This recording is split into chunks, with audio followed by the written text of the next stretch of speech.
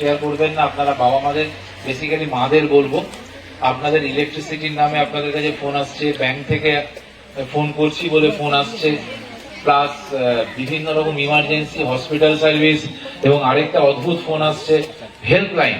ধরুন আপনার বাড়িতে একটা এলজির ফ্রিজ আছে বা একটা লয়েডের এসি আছে, আপনি কোন নাম্বারে ফোন করবেন জানেন না। আপনি গুগলে যাচ্ছেন, সার্চ করছেন যে helpline number of Lloyd air conditioner.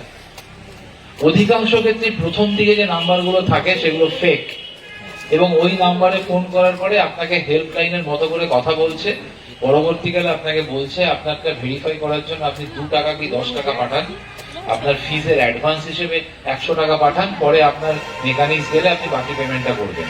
আপনি জানেন যে অবশ্যই আপনার মেকানিক্স আসবে, আপনি 100 টাকা আপনার অ্যাকাউন্ট থেকে ট্রান্সফার করছেন এবং পরবর্তীকালে দেখছেন বাকি টাকাটা নিজে নিজে বেরিয়ে যাচ্ছে। হেল্পলাইন নাম্বার চয়েস করার সময় বি ভেরি কেয়ারফুল।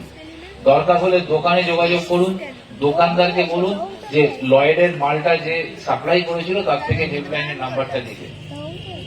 তার কারণ ওয়েবসাইটে যে হেল্পলাইনের নাম্বারগুলো থাকে গুগলে, অধিকাংশ নাম্বারই ফেক এবং ফলস। তো যেহেতু এটা ম্যাক্সিমাম ক্ষেত্রে মায়েরা করেন, তাই আপনাদের কাছে এটা অনুরোধ, হেল্পলাইন নাম্বার চয়েস করার সময় খুব সাবধানে চয়েস করবেন, কোনোভাবেই যেন ভুল না হয়।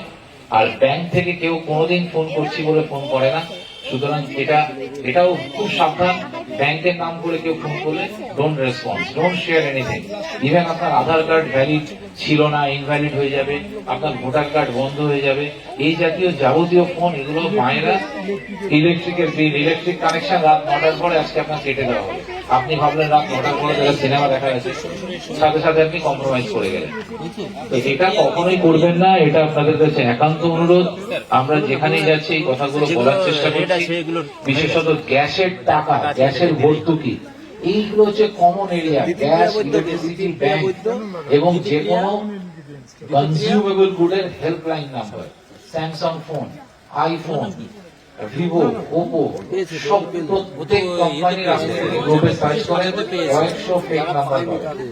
ফেক নাম্বারগুলোতে যেন ফোন না চলে যায়, গেলে আপনার ফোনটা হ্যাক হবে। এটা ভেরি কেয়ারফুল। আর আপনাদের ফোন নাম্বার গুলো বিভিন্ন গ্রুপে অ্যাড আছে, দেখবেন একটা করে এপিকে ফাইল আছে। এখন খুব বাজারে চলছে প্রধানমন্ত্রী আবাস যোজনা .apk ফাইল। এই ফাইলটা খুললেই আপনার ফোনের কন্ট্রোলটা অন্য লোকের হাতে চলে যাবে, আপনার ফোনটা স্ট্রেট হয়ে হ্যাক হবে, হয়ে আপনার ফোন থেকে আপনি পাঠাবেন না, কিন্তু আপনার পরিচিত মানুষদের কাছে বিভিন্ন রকম মেসেজ যাবে। তাই .apk কিছু একটা সামনে লেখা আছে, তারপর .apk এক্সটেনশন দিয়ে যা ফাইল আসবে, আসা মাত্র ওটা ডিলিট করবেন, ওপেন না করে ডিলিট করবেন, ডাউনলোড না করে ডিলিট করবেন। এটা একান্ত অনুরোধ আপনাদের সবাইকে। এই ছোট ছোট ব্যাপারগুলো একটু মেনটেন করুন, এতে আমাদের যে অস্বাভাবিক টাকা ব্যাংক অ্যাকাউন্টে আছে ওটা সুরক্ষিত থাকবে।